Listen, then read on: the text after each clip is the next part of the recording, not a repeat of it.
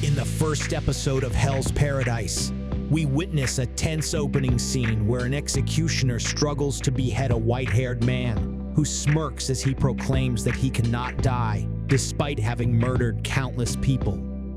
This enigmatic figure is soon revealed to be Gabimaru, a skilled assassin who has been honing his techniques since childhood, ultimately becoming a shinobi for the notorious Iwagakure village.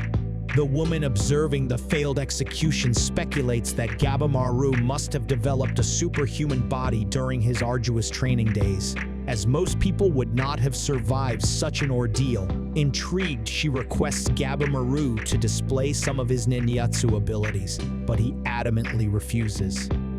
Undeterred by the initial execution attempt, a group of men decide to burn Gabimaru at the stake, determined to end his life. However, they are met with failure as well. Back in his cell, Gabimaru confides in the woman, expressing his desire for death and wishing they could just kill him.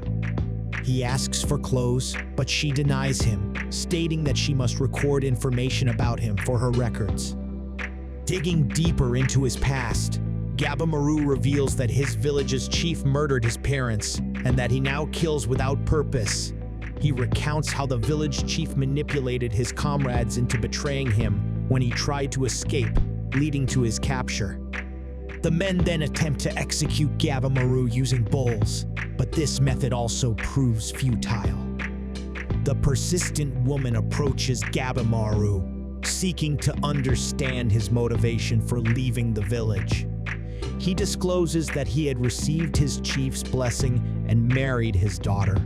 Gabimaru goes on to describe how the chief's daughter turned his life around with her benevolent nature, inspiring him to seek a way out of the village. In pursuit of freedom, he spoke with the chief and requested one final mission. Unbeknownst to Gabimaru, he falls into a trap during this mission, resulting in his capture. The woman, in a late-night conversation with a fellow villager, learns about Gabimaru's fearsome title Gabimaru the Hollow, which he earned after murdering numerous men upon his arrest. She hears a rumor that Iwagakure Shinobi consume an elixir of life, a mysterious medicine said to grant immortality. As Gabimaru continues to miraculously survive execution attempts, both the woman and the viewers are left wondering why a man who wishes for death would use his superhuman abilities to resist it. While pondering this contradiction in his cell, Gabimaru resolves to let the people execute him the following morning. However, much to the shock of the executioners and himself, he survives yet another attempt.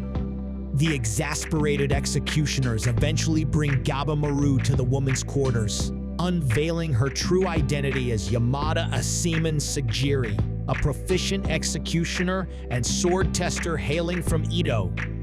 Belonging to the prestigious Yamada clan, Sagiri is known for her ability to behead criminals with a single, swift stroke. Upon learning her identity, Gabimaru breaks free from his wooden cuffs in a panic. Sagiri tries to behead him, but he narrowly evades her attack.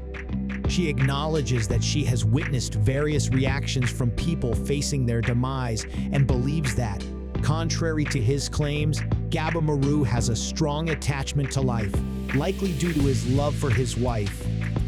As Gabimaru and Sagiri engage in a high-stakes sword fight, a flashback reveals a tender moment between Gabimaru and his wife. She insists that he is not a hollow person, but Gabimaru refutes this, arguing that he has grown accustomed to witnessing cruelty. His wife maintains that he has a kind heart and dreams of living an ordinary life together. Determined to make her dream a reality, in a poignant scene, she kisses Gabimaru, causing him to blush and inadvertently proving that he is not an emotionless being. Back in the present, Gabimaru and Sagiri's sword fight continues, with him claiming that he's a heartless scoundrel who could never be human. As the story unfolds, we learn that Gabimaru's true desire was to leave his life of killing behind, so he and his wife could live a peaceful existence. This intention led him to speak with the village chief, setting in motion the events that led to his current predicament. Just as Gabimaru is about to strike Sagiri, she unveils a scroll before him. The scroll contains a pardon that would absolve Gabimaru of his crimes and grant him the shogun's protection, but only if he agrees to embark on a perilous journey to the underworld, a land called Shinsenkyo, filled with happiness and rumored to house the elixir of life, awaits him. The shogunate has sent numerous people to retrieve the elixir, but none have returned alive. In a desperate measure, the shogunate has resorted to recruiting death row convicts from across the country to venture to the island in search of the elixir, promising a pardon to whoever succeeds.